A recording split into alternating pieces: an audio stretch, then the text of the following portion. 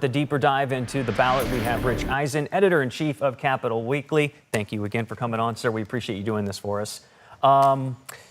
For the governor's race, which is getting national attention, obviously, California governor, what are the big storylines you are watching today? Well, I mean, a couple of things we're seeing, of course, is it going to be two Dems or is it going to be Dem-Republican? I mean, if I had to bet my life, I'd still say it's going to be Dem-Republican, probably Becerra Hilton, but I think Steyer still has a chance. I mean, he seems to be doing well with the young people, and that is always the demographic they're trying to get out. So if you can get enough young people to come out, he's got a real shot. And with so many people on the ballot running for the position, you've got Hilton, the Republican, calling on Bianco to drop out, making an appeal to his voters because they don't want to be boxed out, just like the Democrats were fearing would happen to them. Yeah, I mean, at this point, it really doesn't matter. They're on the ballot, so if somebody, has already voted, I guess it's one thing, but if they haven't voted, they're still going to see those names. There's actually 62 names on the ballot, so asking someone to say, hey, I'm dropping out now is kind of irrelevant.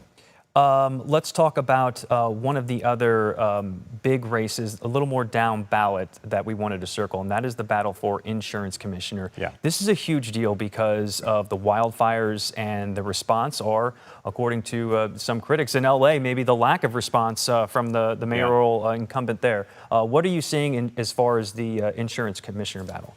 Well, the thing to understand about the insurance commissioner's office is, it's an elected position. And so that does not necessarily guarantee you're going to get somebody, really steeped in insurance knowledge. It's been a landing spot for former lawmakers. One of the leaders in the polls right now is soon to be termed out State Senator Ben Allen. The argument there is, would you rather have somebody who knows how to navigate the Capitol or an industry professional who maybe has too close a ties with, the industry itself?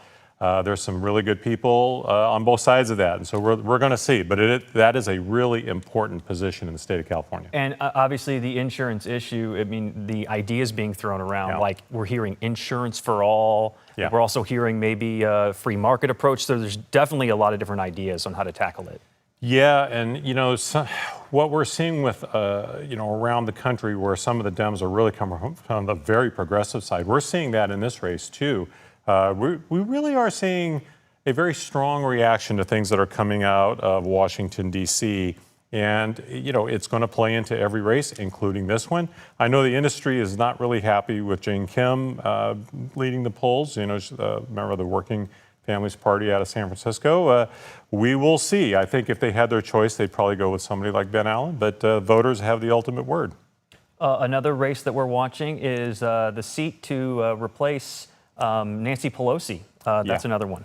Yeah, we've talked before about the age issue with Democrats, and, Nancy Pelosi is actually stepping down. She could probably hold that seat until, like, Dianne Feinstein. She just literally passed away in the seat, but she's stepping down.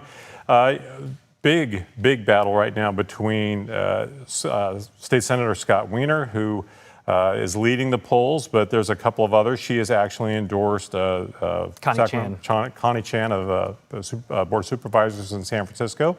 Again, we're going to try to get to the top two here, and that is a historic race in so many ways. Pelosi has been arguably the most impactful California politician in the last 50 years. Yeah, and you talk about this old guard versus newcomers. We're really seeing this play out a lot in the Democratic Party right now.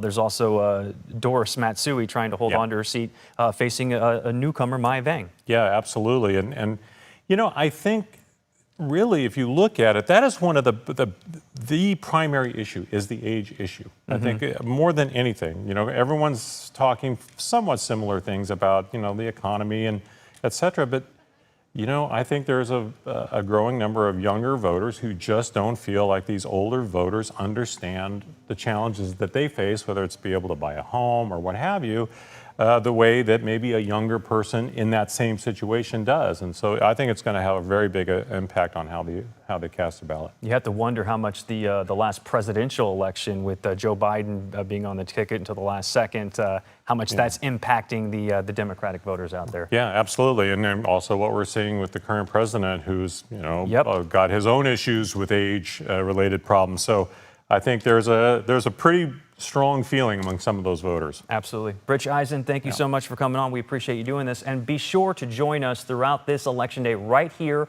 on ABC 10. Coverage starts today, 4 p.m. on ABC 10 and the ABC 10 app. We'll be live at watch parties. We've got reaction as results start coming in after 8 p.m.